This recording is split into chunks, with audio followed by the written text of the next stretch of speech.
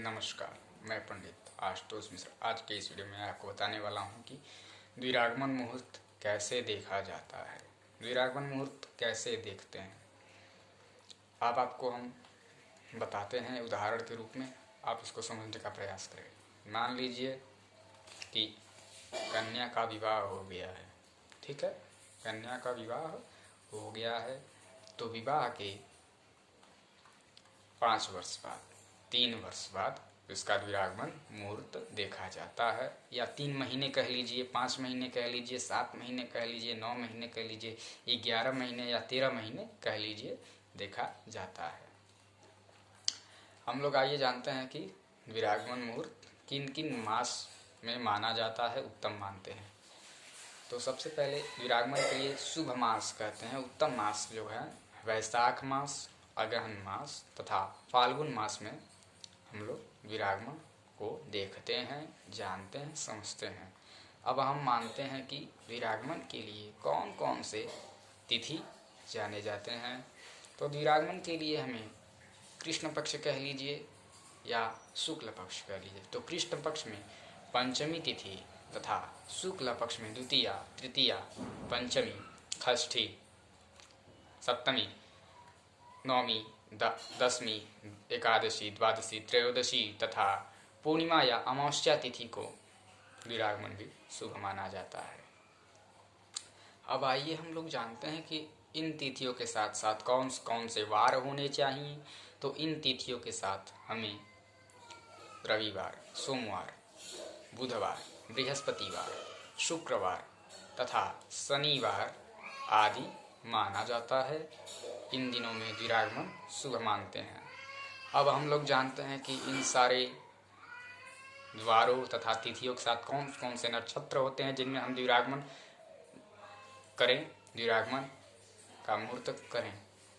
तो इन सब नक्षत्रों, इन सब के साथ साथ हमें आश्विनी, रोहिणी, पुनर्वसु, पुष्य, श्लेषा, धनिष्ठा, रेवती, उत्तरा फाल्गुनी, उत्तराखाढ़ा, उत्तरा भाद्रपद तथा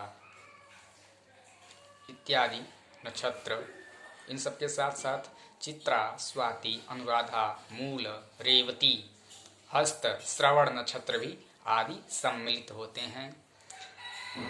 अब हम इस बात का विशिष्ट ध्यान देंगे कि द्विरागमन किस दिशा से करना चाहिए। द्विरागमन यदि आपके सम्मुख यानी कि दक्षिण चाहे पश्चिम में अगर शुक्र हो तो हमें द्विरागमन नहीं करना चाहिए। जब शुक्र उधर उस दिशा से हटे तभी हमें द्विरागमन करना चाहिए। अन्य क्षेत्र में किसी और ग्रह, कोई और ग्रह अगर बैठे हैं तो द्विरागमन का उतना शुभ हमें नहीं लगता है, पाप नहीं लगता है। लेकिन यदि अपने क्षेत्र से पश्चिम या दक्षिण या जिस दिशा में आपको भी जाना हो तो अगर उसके सम्मुख, अगर या जैसे मान लीजिए सम्मुख का अर्थ हो गया सामने, उसके सामने अगर शुक्र पड़ते हों तो आपको द्विरागमन का मुहूर्त नहीं करना चाहिए। अपना द्विरागमन संस्कार इसमें नहीं होगा। द्विरागमन क्या है, द्विरागमन को क्या बोलते हैं? द्विरागमन मुहूर्त को हम लोग कहते हैं कि जो नवयुवती दुल्हन होती है, अपने ससुराल से अपने मायके आती है, उसको हम लोग द्विरागमन मुहूर्त कहते हैं, द्विरागमन कहते हैं। जैसे कहते हैं लोग कि ये पंडित जी हमारी बहन है, अपने ससुराल हैं, उनको घर पे आना है, थोड़ा साइड देख के बताइए। तो यही हम लोग देखते हैं, द्विरागमन इसीलिए देखा जाता है। तो इसी के साथ साथ यह वीडियो अगर आपको अच्छा लगा होगा तो हमें लाइक और शेयर तथा सब्सक्राइब करिएगा और इस वीडियो को ज़्यादा से ज़्यादा शेयर करिएगा। और यह चीज़ आप अपने से सारे लोगों में, क्षेत्र में जितने आपके लोग हैं उन सारे लोगों को दिखाया करिए। आपके लिए यह जानना बहुत ज़रूरी है क्योंकि आजकल के ब्राह्मण परिवार थोड़े होशियार हो चुके हैं तथा लोगों को अजीब तरह से झांसे देकर या कुछ करके अपना प्रक्रिया चलाने की कोशिश करते हैं।